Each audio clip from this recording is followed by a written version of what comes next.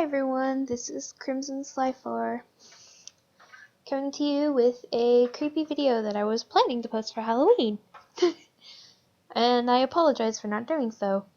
But I figured, why not make the first couple of videos of mine be little scary stories, because everyone loves to hear scary stories, right? And since Halloween has just passed, I figured might as well do something a little creepy for once.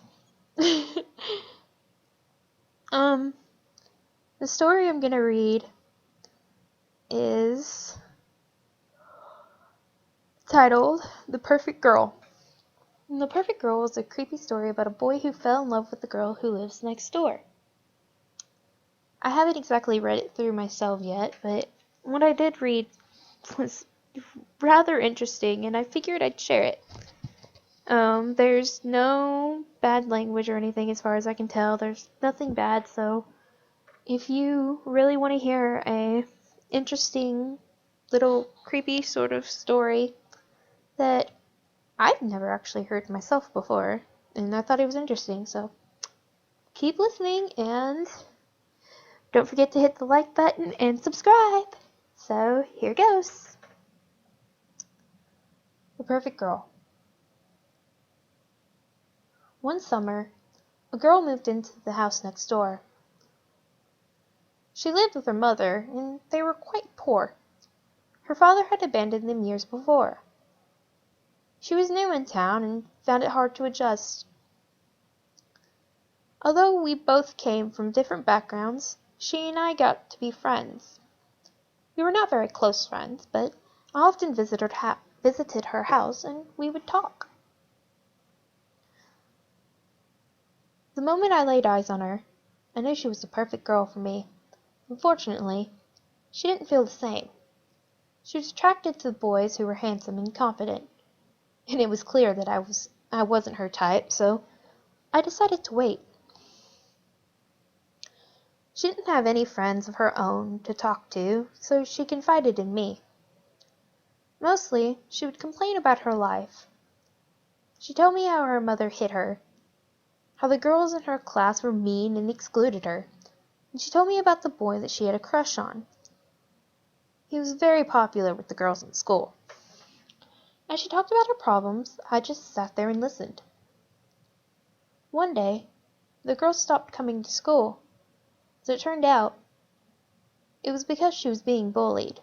She told me that one of the popular girls in school had found out that she had a crush on that she'd had a crush on the girl's boyfriend. The popular girl and her friends would bully her every time they saw her. She said that they spread vile rumors about her and to the other classmates, and that they were making her life a living nightmare. I just kept quiet and listened as she vented her problems. Her behavior began to change as she entered junior high school. She stayed out until all hours of the night and began to smoke cigarettes and drink alcohol. I'd heard rumors that she was doing drugs too. She fell into the bad crowd and was even arrested by the police once. Her home life grew even worse, and she would frequently quarrel with her mother in the middle of the night. All the girls in school hated her. Someone spray-painted graffiti all over her house, calling her horrible names and saying disgusting things about her. Someone even killed her pet cat and stuffed it in her letterbox. Eventually, the girl dropped out of high school, and she became withdrawn and locked herself in her bedroom. She stopped speaking to her mother and went for days without leaving her room. She rarely came out to even eat. She looked pale, sick, and painfully thin. Her mother took to leaving food outside her door. She would come out when she needed to use the toilet, or in the middle of the night when her mother was asleep. It was a miserable life. I went to see her for the first time in a long time. She refused to come out to see me, and even though I yelled through the keyhole, she refused to answer. Her mother gave me a bowl of soup to take upstairs to her. I caught a glimpse of her when she opened the door to take it. She was pale, drawn, haggard, and emaciated. She looked like a wet rag that had been wrung out. I went to see her every day. After a while, the girl began talking to me through the door. She told me how she was constantly fighting with her mother and all of her friends had forgotten about her. She told me how she'd fallen into the bad crowd and went out with them at night, stealing, doing drugs, and getting into trouble. She told me she was caught shoplifting by the police and had a criminal record. She told me how her mother tried to help her at first, but when she wouldn't listen, her mother flew into a rage and beat her. Her life had become unbearable. She wanted to die, and she told me that she tried to commit suicide many times by slitting her wrists. Just like the old days. She continued to talk on, and I just listened. Whenever she asked for my opinion, I just shrugged or made some unconscious remark. As time went by, the girl's mood gradually began to brighten. She even decided to come out of her room. It seemed like things were getting better and the future was looking positive. Her mother broke down in tears and thanked me profusely. One day, the girl went up to the roof of the apartment building in the neighborhood and jumped off. The building wasn't very high, and she landed in the shrubbery. That was probably what saved her life. However, her spinal cord was injured from the fall and she was paralyzed from the neck down.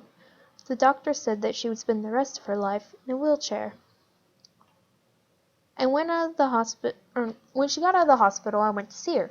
She was lying in her bed, unable to move. She apologized to me over and over, and she couldn't stop crying. She said she wished she didn't survive the fall, and she told me she was sorry for all the trouble that she'd caused me and her mother. I tried to soothe her and stop her crying, but it was hard to comfort someone while they were lying down. I embraced her awkwardly. She was weeping so much that her whole body was shaking, and she couldn't even wipe away her own tears. I held her in my arms, and I asked her to marry me. She was like, "Really? Are you serious? Me? Really?" She couldn't believe that anyone would want her. I had to propose to her several times before she would believe that I really meant it. She cried so hard, tears ran dry. I tried to reassure her and told her that I wanted to marry her because I had always loved her. She was the perfect girl for me. She always had been. Even when she ignored me and didn't return my feelings. Even when she was hanging out with a bad crowd. Even when she listened to when I had to listen to all her stupid problems. Even when she became so thin and was hiding in her room. Even when I told the popular girl she fancied her boyfriend. Even when I was spreading viral rumors about her and her classmates. Even when I spread graffiti all over her house. Even when I killed her cat and put it through the letterbox of her house. Even now that she's lying there in the bed, small, weak, and unable to move. Even now, I still love her. You see, she's the perfect girl for me. Soon, we will be married.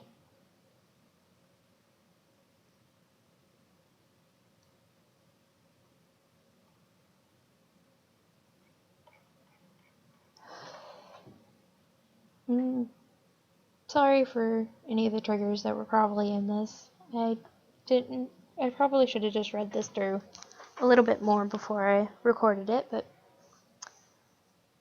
that was one hell of a story. Just thinking about the fact that that girl went through so much, and the fact that the guy that she ends up marrying happens to be the very person who was actually starting all of that just so he could get her. That's one psycho boyfriend. God. Anyway, if you want to hear more scary stories and little weird tales like this, hit the like button and leave a comment below on what story you might want me to read next, and don't forget to click the like button and subscribe.